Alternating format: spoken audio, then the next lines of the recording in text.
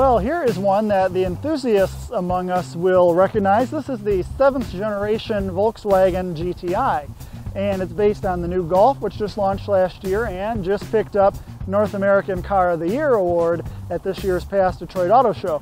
So we know that the fundamentals are as good as they've ever been, and now we have the GTI, which of course appeals to our enthusiast side with the wonderful 2-liter turbo engine that we've loved for so long, now rated at 210 horsepower and, more significantly, 258 pound-feet of torque. So you've got that going for you, and even better, if you order yours with the performance pack like we have on this model, you're going to get 220 horsepower, as well as some other goodies like larger brakes, electronically controlled active limited slip differential and everything. It's well worth the $1,500 if you really want the most enthusiast-friendly hardware on your GTI.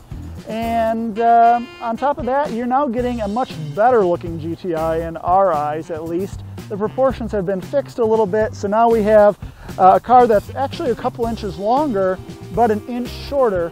And they've also moved the front axle forward almost 2 inches.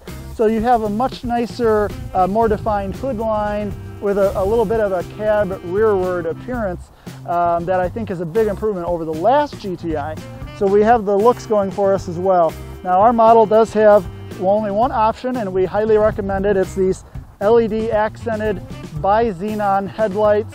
That's part of a $995 lighting package, but just brilliant lighting in all conditions. They're also active, so they will follow you in the curves and illuminate your curves better. So probably a smart move there.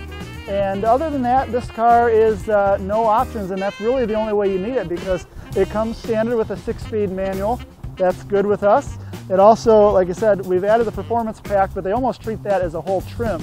So this is the GTI S trim with the performance pack.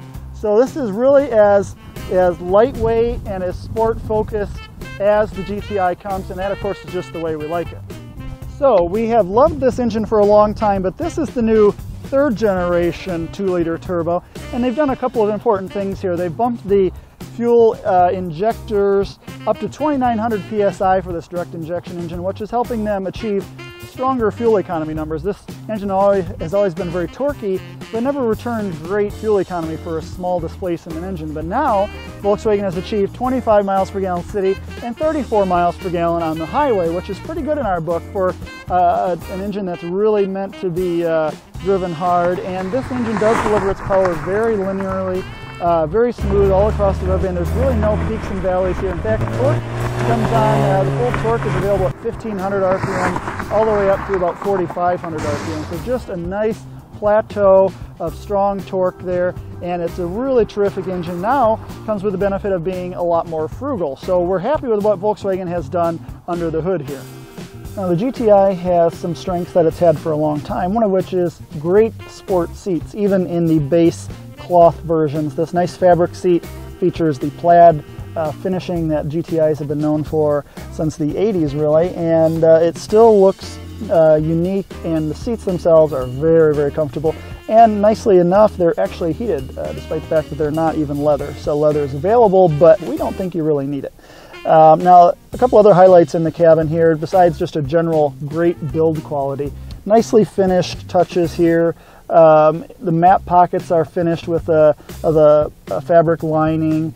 There is ambient lighting in the doors at night. The sill kick plates, when you open the door, are illuminated. All that kind of stuff is available here on this base GTI as standard equipment. But we have a couple of standouts here. Great gauges still present, but this I think is the best looking and feeling steering wheel in a car under, I'd have to say, probably 40 or 50,000 easy. You'd probably have to get into an actual Porsche Carrera or something to get a nicer steering wheel here. And maybe they've stolen some of that influence. We really think this looks a lot like the latest Porsche steering wheels, but nice materials, some useful controls here, but nice stitching and a flat bottom, racy touch.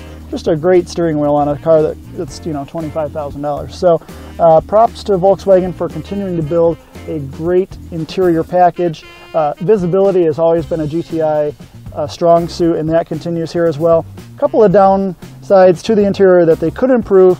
The navigation system has been improved a little bit graphically, but it's still a bit slow. You would think that Volkswagen, one of the largest car companies in the world with a research and development budget that's probably bigger than most small car companies' entire budgets, could come up with a fast, snappy, quick transitions to the menus and everything, but Mazda seems to be able to do it, and Volkswagen probably spends as much as Mazda does on office supplies. So if Mazda can get that figured out, we really think Volkswagen should have a snappier, more graphically strong presentation here. And then the screen size itself is only about 5.8 inches, which is pretty small by modern standards, so they could certainly stand to give it a little more real estate there. But other than that, all you really need in this cockpit, like we said, straightforward climate controls, heated seats are standard, and then you do have the mode selector here to change between normal and sport modes if you want to sharpen up throttle response and the electric steering weight and things like that. So overall, great ergonomics and nice finishes here. It is possible to get into the new GTI for about $25,000 and some change, but with the $1,495 performance package that we like and the $995 optional lighting package that we recommend, you're looking at about $28,000 as this one sits, and it's really all the GTI that you need. Now yes, that does start to get pretty expensive, but when you take the overall refinement of the package, if you are okay with a small car like this and you like the handling, the tightness, the responsiveness, and the 6-speed manual, things like that you can only get in a limited number of vehicles these days. Really, maybe the Focus ST is probably the most direct remaining competitor. And this is just a very refined, well-built machine that feels worth the price. So you need to check it out for yourself. If you're a GTI fan from past generations, it is a worthy upgrade. You will love this car, no doubt about it.